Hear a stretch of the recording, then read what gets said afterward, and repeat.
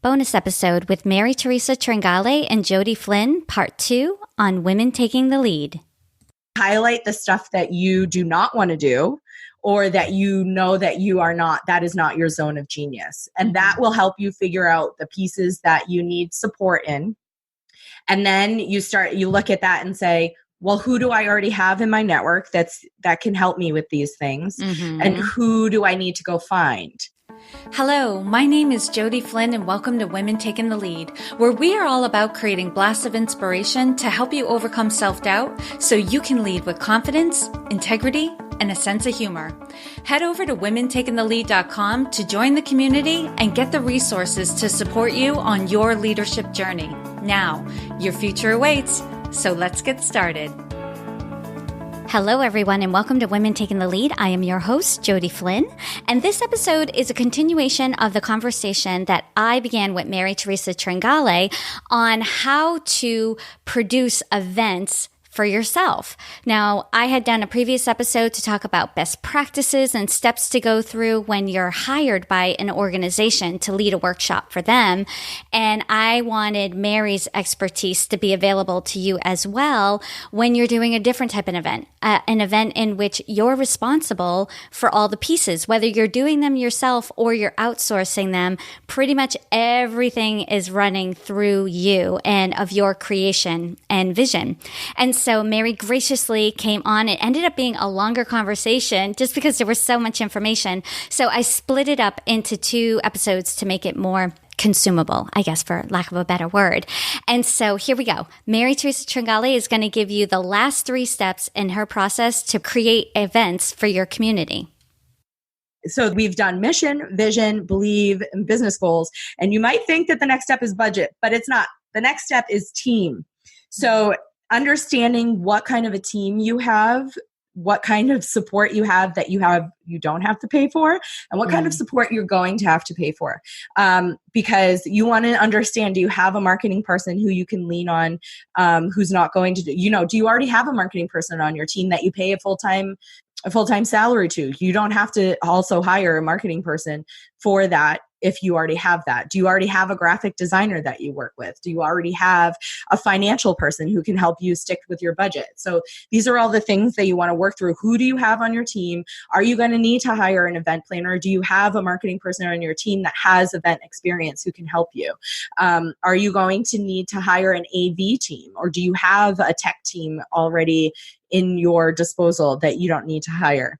So that's just one other step that kind of seems like it might be a little bit silly, but it's really, really important for you to figure that out before you take the next step, which is budget. Okay, before we go to budget, Mary, I just want to underscore, I'm so glad you brought this up, because for some of you, you're listening and you're like, oh, I'm just doing this little meeting or this little get together. That doesn't mean you have to do all the work just because it's smaller. Like, lean on people, invite people in. People get more excited, more jazzed about things that are going on when they're involved. So if you're a leader within an organization and you're just, putting together a planning meeting for your department, who can you lean on to help you prepare for that? Or could the whole team share a component of the work that needs to be done so everybody feels really involved? I think this is something I'm trying to remind myself of, and I'm trying to remind the whole community of, is like, ask for help, accept help, allow yourself to receive support, because people do want to support you.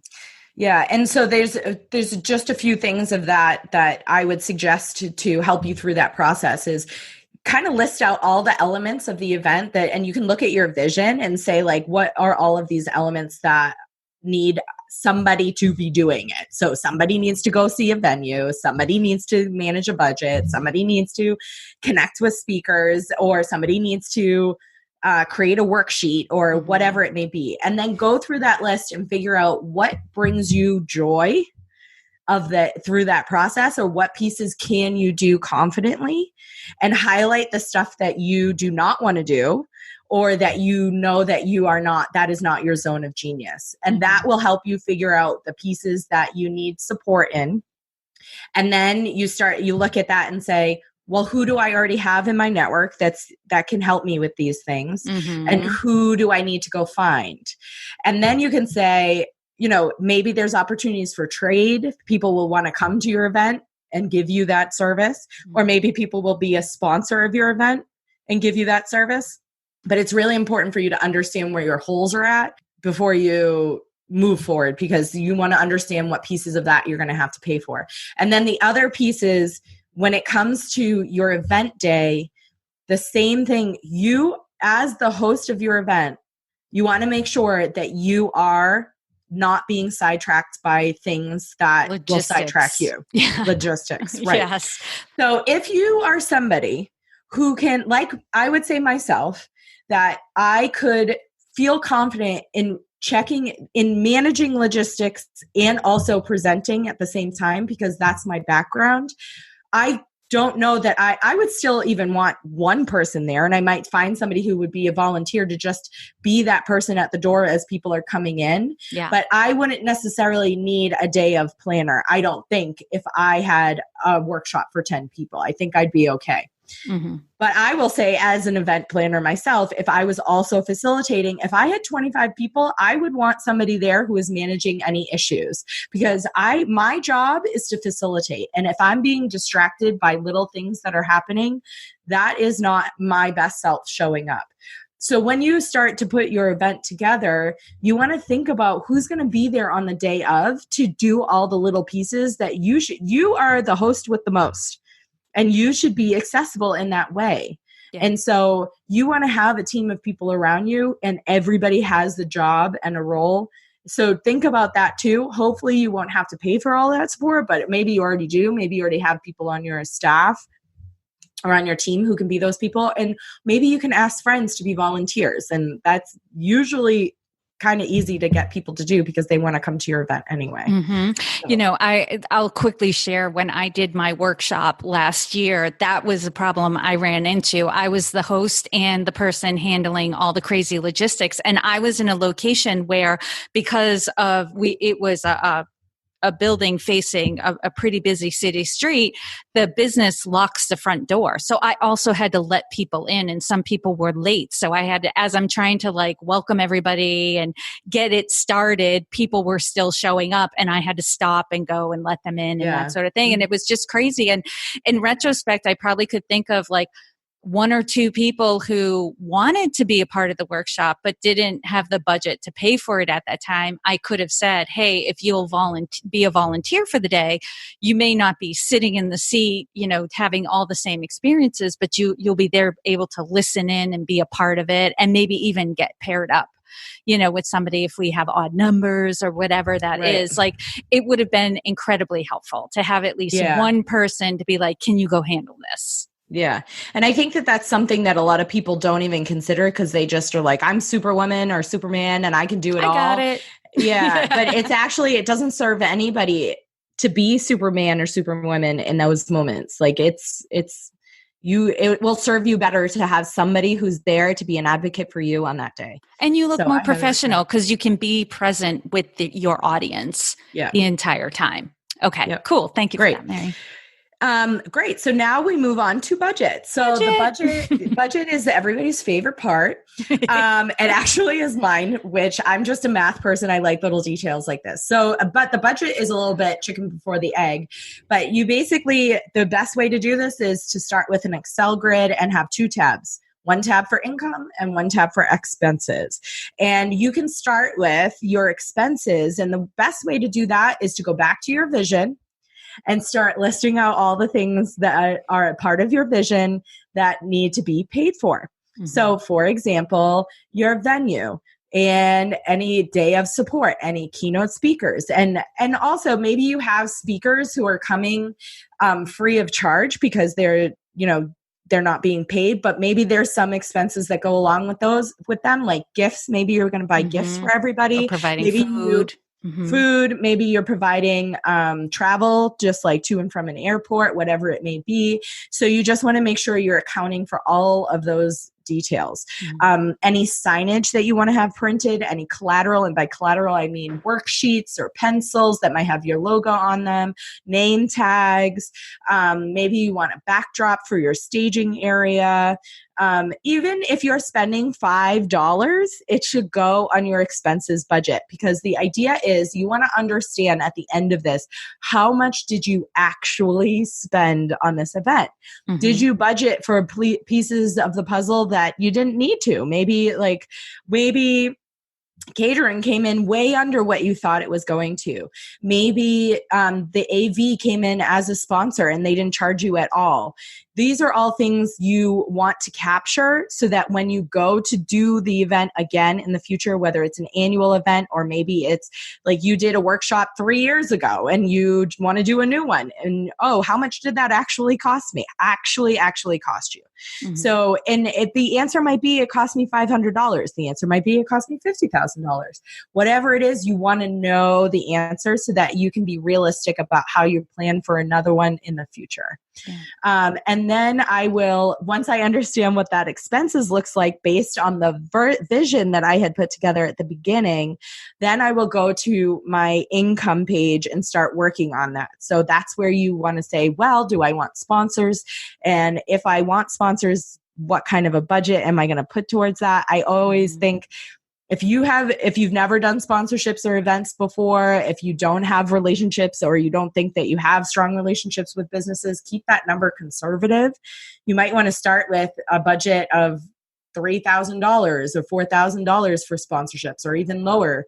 Don't go too crazy. Don't start with, well, I'm going to have sponsors come in and pay for this entire thing at $50,000.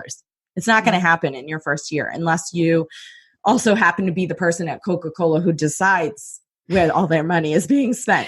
Right. So, or you have your name attached to other really big successful events, yada, yada, yada. Right. There's a lot that goes into why a sponsor would want to give you money and have their name on your event. Right. So, but I would start conservatively with the budgeting, because it's always good. Unless you know right off the bat a business is going to come in for $10,000, you don't want to start there. So my suggestion is that you start kind of low with $3,000 to $5,000 and you plan from there and approach people from there. And then if you bring in more money than you budgeted for, awesome, you're in the green already. So, and then the next step is you want to figure out your ticketing plan. So do you have an early bird rate? How long is that going to go? Do you have a 2-for-1? Do you have a discount at 10 tickets?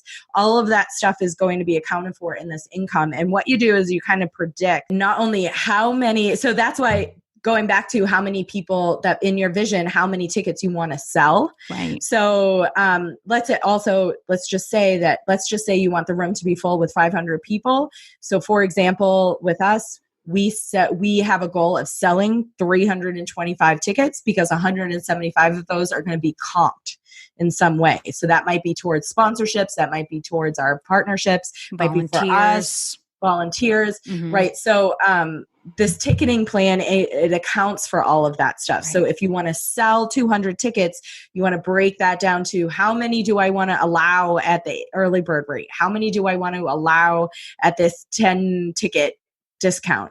Or what is my goal for at that early bird rate? Are we okay if we sell out at the early bird rate? Will that be okay? And you want to understand all of that stuff as part of that income plan. And then also, if depending on what kind of an event you're doing, you might want to also include an expo or a vendor village, people who are buying tables to be at your event.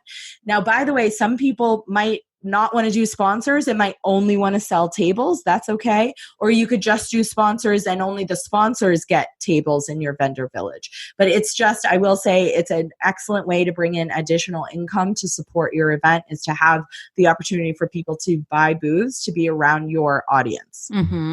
I just want to say here, because for those of you who do want to start planning events, but you're new to this can probably feel like drinking from the fire hose a little bit.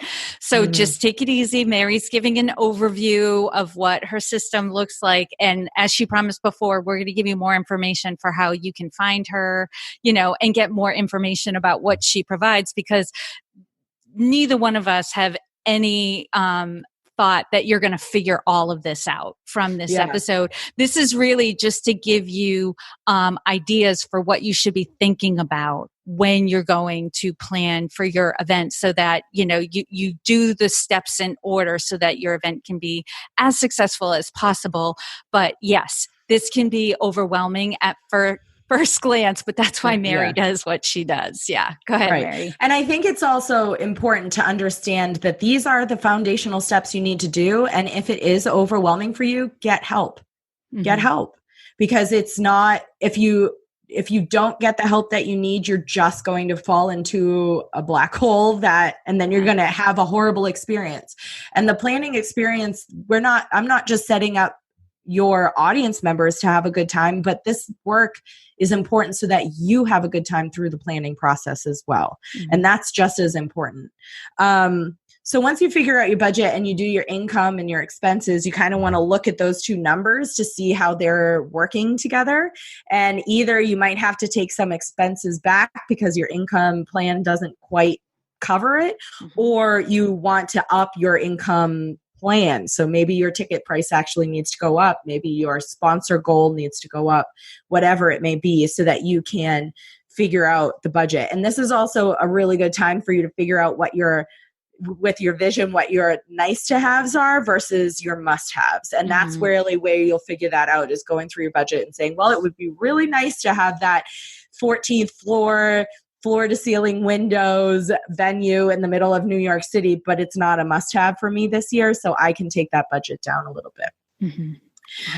Okay. And then the last step, once you've gotten through the marathon of all these steps, is to actually put together your timeline based on your mission and your vision and your budget and everything you have going on, is to actually put the timeline together, starting with your end date, your event date in mind, and work your way backwards. Now, if you haven't picked out an event date because you need to find a venue that aligns with that event date, pick your ideal event date. So if your ideal event date is April 30th, work backwards from that date. And then once you find the venue, if that date isn't available, you can always adjust your timeline. The timelines are a breathing document that get adjusted over time based on what's going on. Yes. But it is a good place for you to start with. And so you know what your first steps are. And a good way to kind of outline that event timeline is to start with the end in mind, that last date. And then the first dates I would fill in are your ticket dates. So when does your early bird tickets go on sale? When do they switch up? And just start with those dates. And then you can fill in information from there. Like, when do we need marketing plan? Yep. When do we want to have our keynote speakers in place? Or when do I want to have my content all ready to talk about when I'm going to start promoting this event? And you just kind of fill in all the blanks from there. And that timeline is going to essentially give you the action plan for what to do moving forward. Mm-hmm.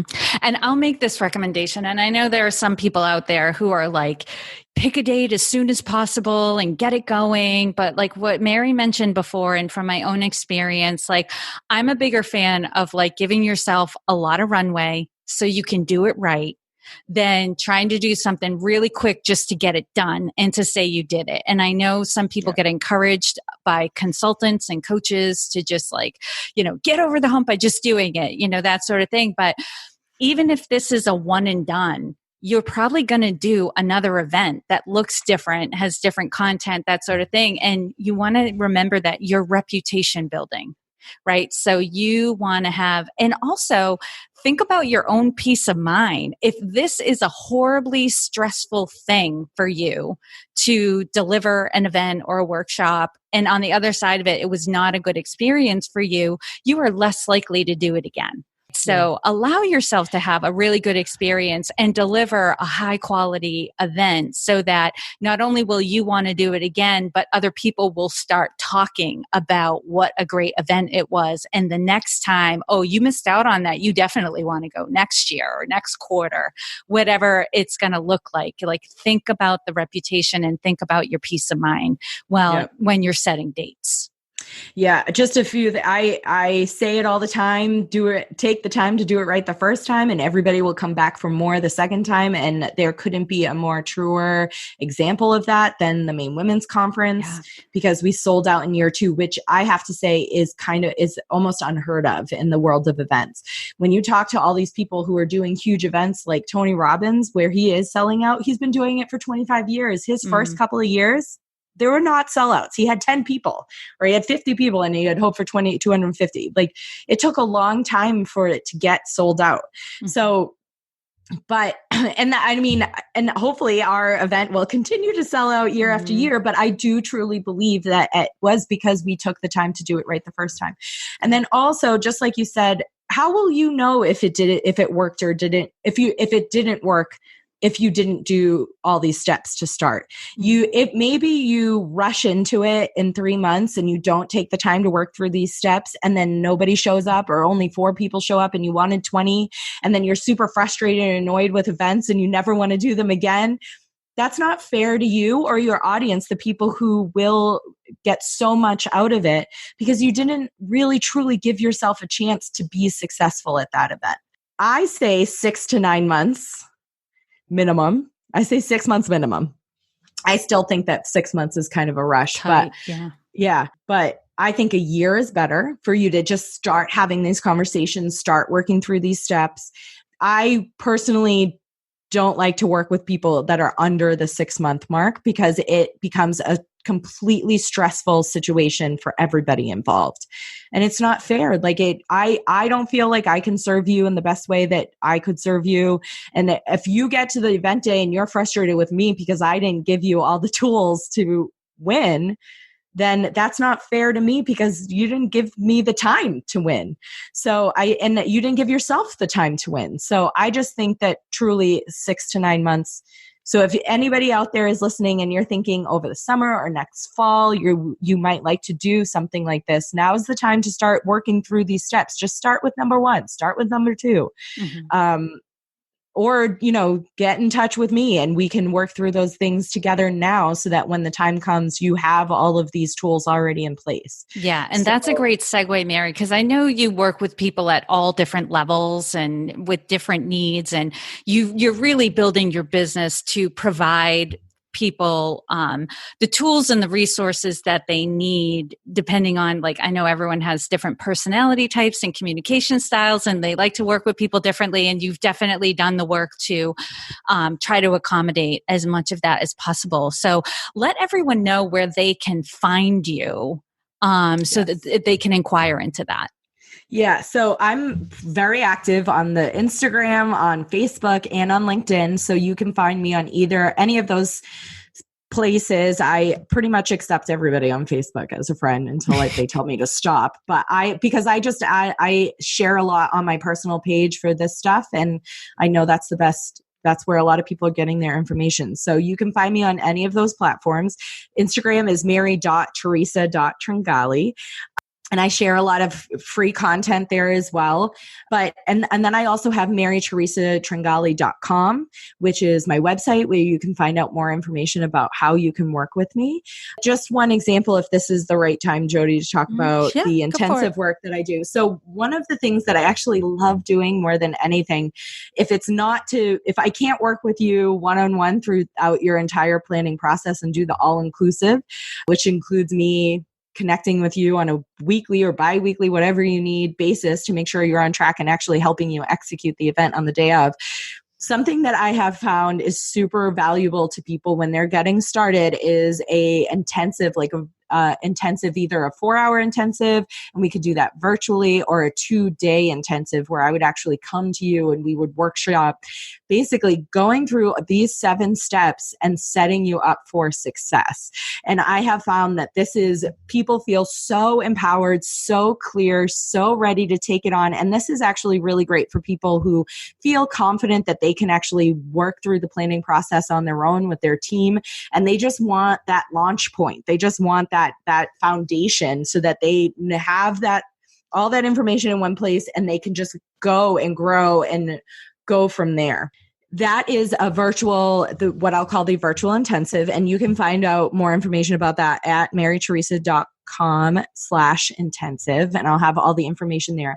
And if you're interested in learning more about that, I do a 60-minute free strategy session. We can talk about what you have going on, and I'll offer a little bit of coaching just based on what you have going on. And if you think that the intensive is something that would be helpful to you, then we can talk about that, whether it's just that 4-hour virtual one, which is super popular. People love to do that one, or the 2-hour in-person one, which is, I think, a little more intimate. 2 days, sorry. Yes. 2 day, which I think is a little more intimate. And we actually, put stickies on walls and work through it over time. And, 8 hours over 2 days actually gives us a lot of time to work through not only these 7 steps, but also some other things. If you are interested in learning more about sponsorships or marketing, or how to find the right speakers and how to get them confirmed for your event, all of those things we can work through in that intensive. And then basically the intensive includes 3 follow-up calls with me for you to utilize at your own time.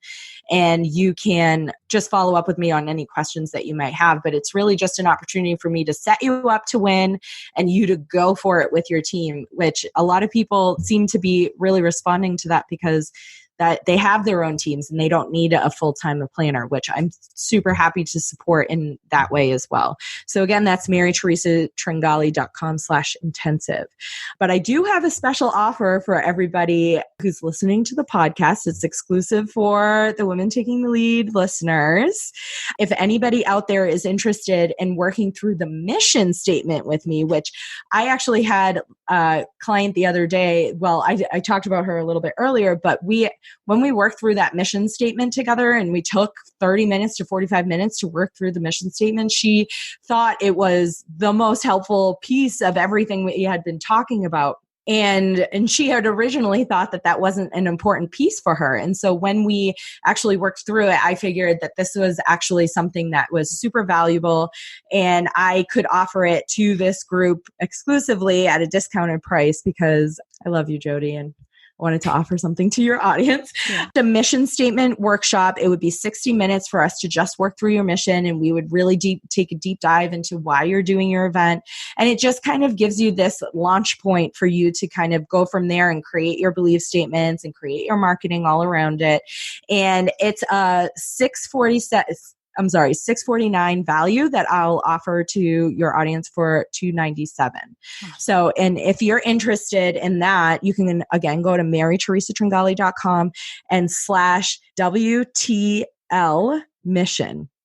Okay. So Women Taking the Lead mission, WTL mission. Yeah. And this is not going to be a public URL that I put out anywhere else. It's only available to anybody who's listening to this episode. If you feel like working through your mission statement with me might be helpful, I would love to help you with that. And I know that it seems to be one of the most powerful pieces of this process that I work through with people, because they just feel super clear and super heard and super excited to start talking about it because they know what they're talking about, which is really helpful for people. So If you're interested, I'd love to work with you on that. Yes. And for those of you listening, I know sometimes you're on the go or in the car and you can't write all this down. I will have a webpage on my website that will have all of the links that Mary has shared and an outline of her system. And it's going to be at womentakingthelead.com/Mary. So if you're finding this on social media, I'll have it in the notes for the podcast. So if you found this in your podcast app, you'll be able to find the links there as well. So don't feel like you missed out and you're going to have to remember to go back. It's all going to be there for you. And Mary, thank you again for taking the time to inspire and enlighten us on events and how awesome they can be. We are all better for knowing you. Thank you. Well, thanks for having me. It's been a blast. I'm looking forward to connecting with everybody. Thank you all for joining me on Women Taking the Lead. And to strengthen you on your own leadership journey, I'd like to send you off with a quote from Marianne Williamson, so here goes. Our deepest fear is not that we are inadequate. Our deepest fear is that we are powerful beyond measure. It is our light, not our darkness, that most frightens us. We ask ourselves, who am I to be brilliant, gorgeous, talented, fabulous? Actually, who are you not to be? You are a child of God. Your playing small does not serve the world. There is nothing enlightened about shrinking so that other people won't feel insecure around you. We are all meant to shine as children do. We were born to make manifest the glory of God that is within us. It's not just in some of us, it's in everyone. And as we let our own light shine, we unconsciously give other people permission to do the same. As we are liberated from our own fear, our presence automatically liberates others. Again, thank you for joining me, and here's to your success.